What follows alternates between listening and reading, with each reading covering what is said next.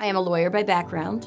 After about 5 years in private practice, I moved to Credit Suisse, where I spent more than 20 years in a variety of different roles.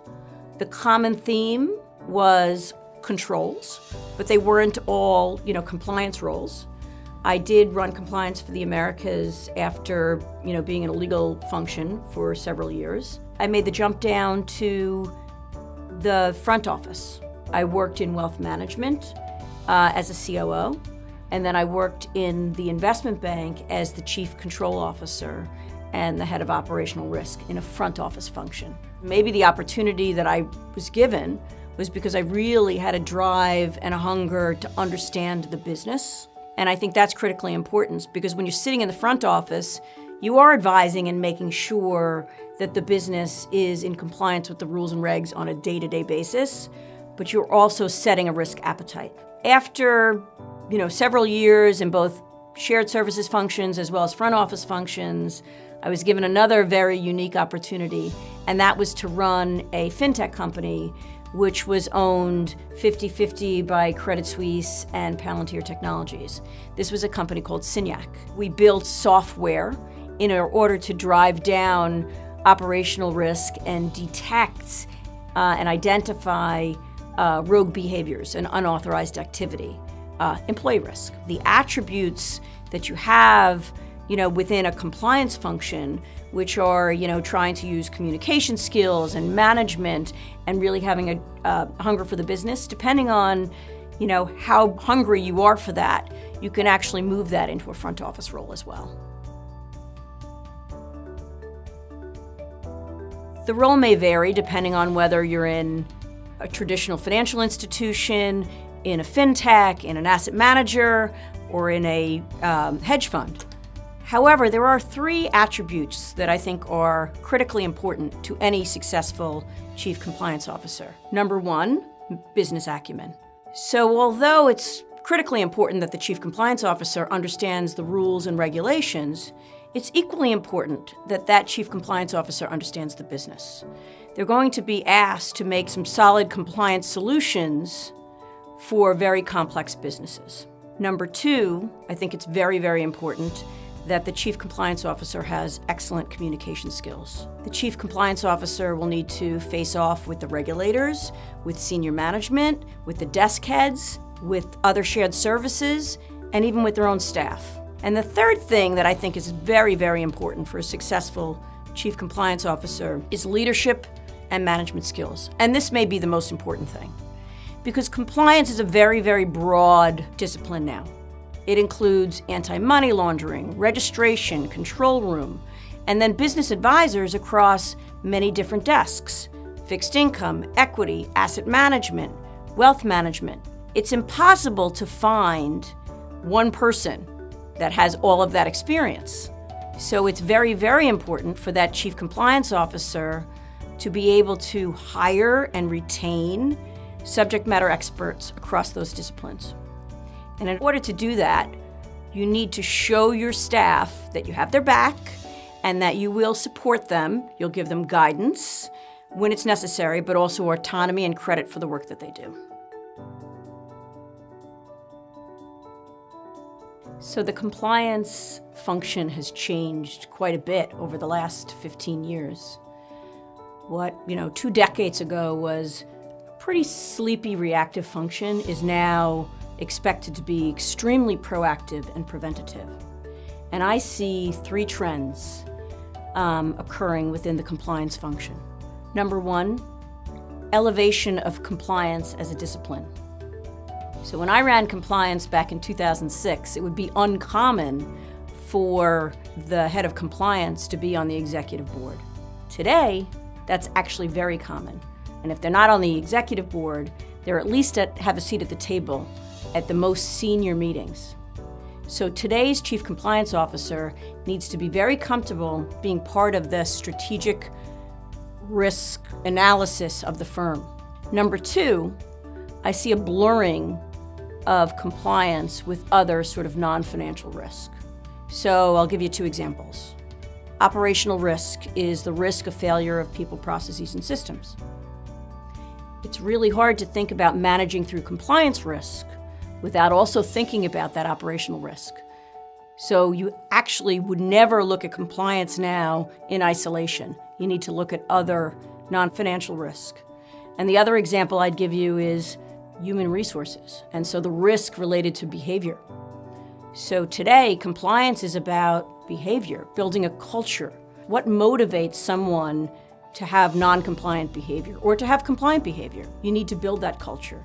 You need to motivate people to do good business. And number 3 is passion for technology.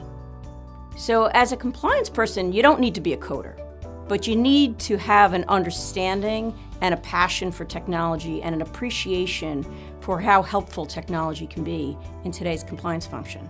Because compliance is asked now not only to be very effective, but to also be very efficient. And that's really important in today's world where we're very concerned about budgets. We need to be efficient. And if you think about the reams of data that a compliance officer needs to look at every day, technology can help you organize that data. If you're looking at this data for purposes of monitoring behavior to be proactive and preventative, we can design algorithms that can help track that behavior. It helps you be much more efficient and effective. So when a chief compliance officer goes on an interview, I think it's really important they try to get a handle on the compliance landscape within that organization. So even before you get to the interview, there's a lot of things that you can do to get yourself prepared. And what I would do is I would look online and find out a lot about that organization. You can look at what regulatory matters that particular organization has been facing. You can even get a sense of whether they're systemic issues or they're one-off issues. You can actually do a lot of preparation. And then when you get into the interview, I think it's important to sort of reaffirm what you've learned online about the culture of that organization. So I think you can ask questions like, what is the compliance culture like? Does the chief compliance officer or others on the staff have a seat at the table when you're making important risk decisions within that organization? You can ask questions about, the previous chief compliance officer. Were they successful? Were they not? What made them successful? What's the attrition rate? Why do people leave? You can really get a very good sense of whether there's a solid compliance culture. And even if there's not a solid compliance culture, is the firm looking to build one? Because that would be a very welcome challenge for a chief compliance officer. What would they like to see? What keeps them up at night? Well, FinTech is a very different animal than a traditional financial institution. They're looking to transform and disrupt the financial industry, whereas today's traditional financial institution is very risk-averse. Very important that they walk the line very carefully when it comes to regulatory matters. Whereas in a FinTech company, many of the rules and regs were designed way before the FinTech company even existed.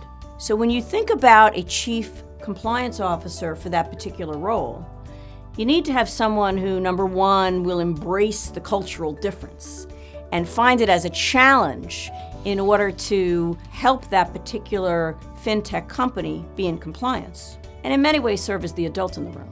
And the other thing that's very important is that the chief compliance officer has the confidence to admit that they don't necessarily have the answer. Because in today's FinTech, take cryptocurrency for example, no one really has the answers in the regulatory space, not even the regulators. So again, this is about relationship building, including with the regulators, in order to be part of the solution.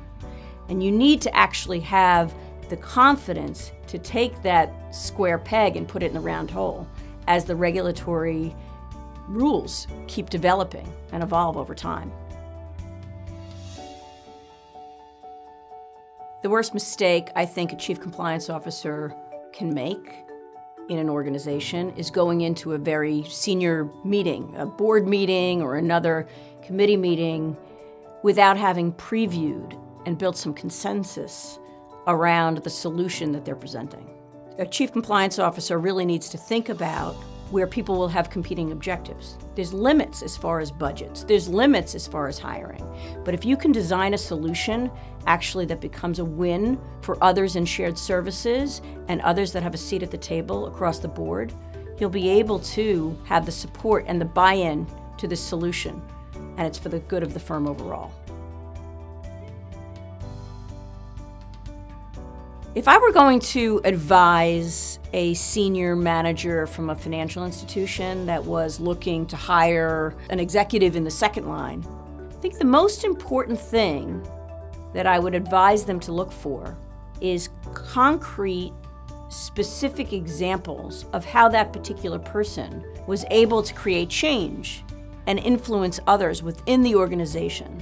Because everyone has different priorities, and everybody has a job that they need to do.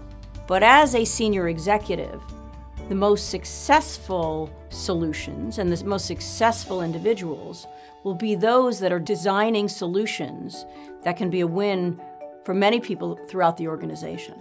And that takes great communication skills and relationship building. In today's world, compliance is everyone's job. So you may hear about compliance with a capital C versus compliance with a small c. And a compliance department, of course it's their job to manage through compliance issues. And that's compliance with a capital C. But if you think about a business, of course they need to have compliant behavior. And you need to have front office control roles that ensure that there is a design of risk appetite. The business is going to take risk. Of course they're going to take risk, but it needs to be within an appetite. The front office control person needs to understand the business almost as well as the business does. They're going to be advising that business day to day to ensure that they're in compliance with those rules and regs.